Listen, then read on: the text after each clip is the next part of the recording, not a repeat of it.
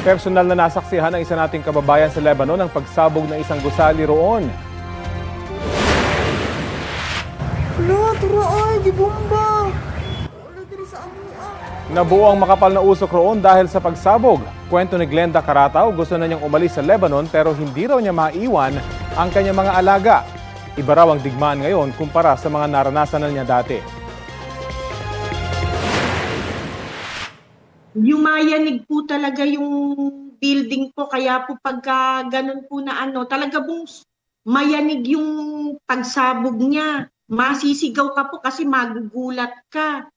Kaya po bumababa po ako ng building, natatakot po ako. Isa si Glenda sa halos 11,000 Pilipino na nasa Lebanon sa gitna ng lumalalang tensyon ng Hezbollah at Israel. Base sa tala ng Department of Migrant Workers, mahigit 100 Pinoy na ang nagpapa-repatriate. Ilang beses lang daw niya itong mauudlot dahil sa pagkansela ng mga flight doon dahil sa mga air strike.